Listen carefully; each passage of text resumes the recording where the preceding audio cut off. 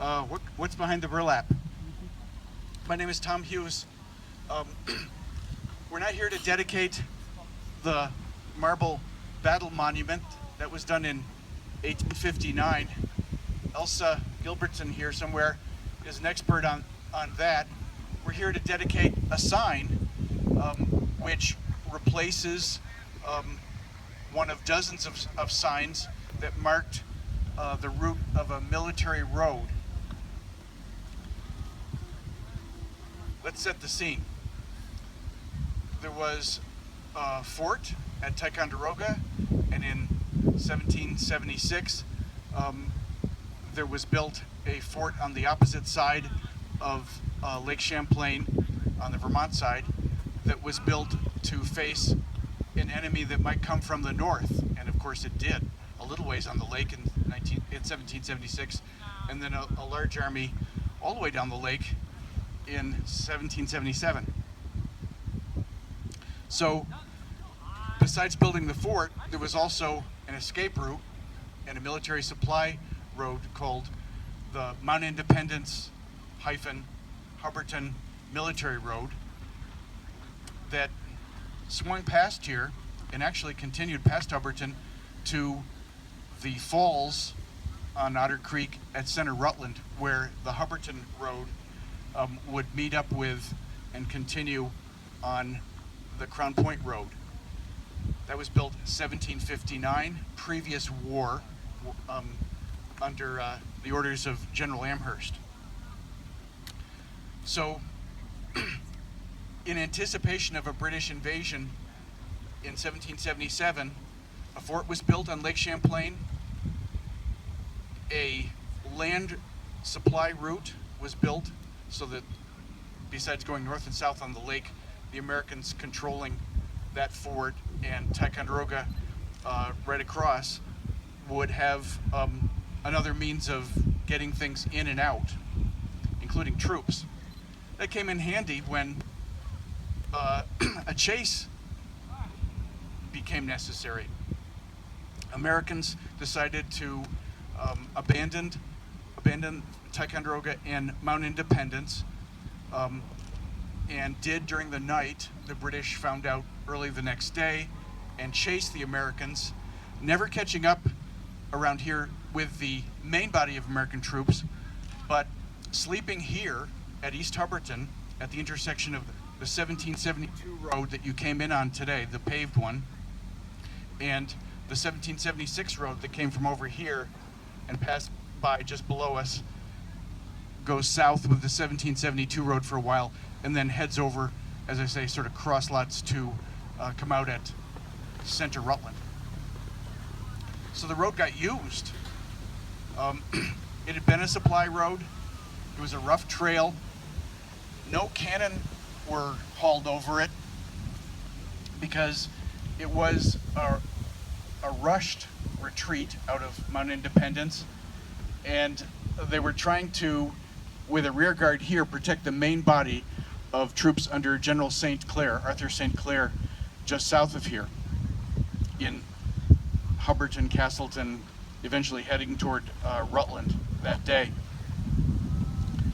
Well, anyway, the British, sleeping 3 miles away, had half a night's sleep, and the Green Mountain Boy troops, Massachusetts troops, New Hampshire troops here had a full night's sleep, and so the British caught up. There was a battle.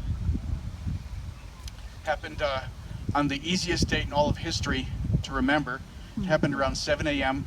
on the 7th day of the 7th month in 1777.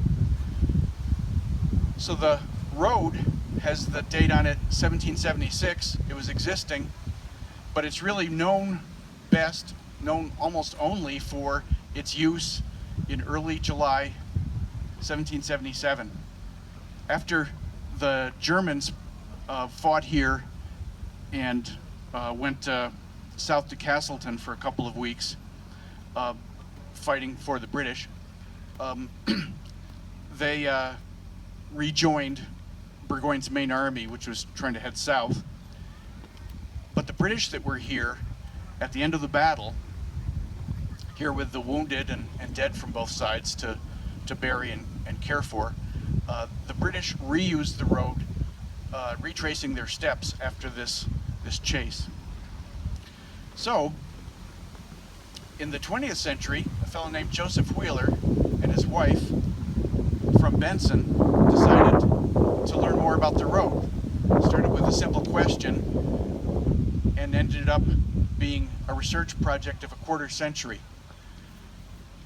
The result is the Wheeler's book, the 1776 Mt Independence-Hubbarton Military Road, which you can still find, out of print, but available online for one thing. They researched the road and then they signed it. That is, they tried really hard to work with the Historic Sites Commission in the 1950s and 60s to get Vermont to approve creating signs to show where the old route of the 1776 road would cross modern roads. Good idea. Eventually that happened, and nearly all of those signs that were put out all that time ago have worn out, disappeared, rusted away. So it's time to replace them. That's what we're doing today. We're dedicating the sign behind here at a key location on the route. In fact, the most important place on the route of this military supply road, the place where our ancestors fought and some died trying to win independence for the United States. It's part of the larger Burgoyne campaign, but that's part of this larger war, the war for American independence. But you know what? It's Vermont's war too. We weren't a state until we became a republic the following day, across the state on July 8th, 1777, and then 14 years later admitted to statehood. But we were Vermont, and we were part of it because there was a battle here. Only battle, monument says so, only battle of the Revolutionary War fought on Vermont soil. That's the case. It's worth noting with this monument. It's worth noting with the signs that mark the road. So we thank the troops. Yep, right. We thank the troops, and we thank the cooperation of the Vermont Division for Historic Preservation, Nelsa Gilbertson from the Hubbardton battlefield and other sites for allowing us to dedicate this sign, which will be put up down near the intersection at the Selleck Cabin site area later this month. Ta-da!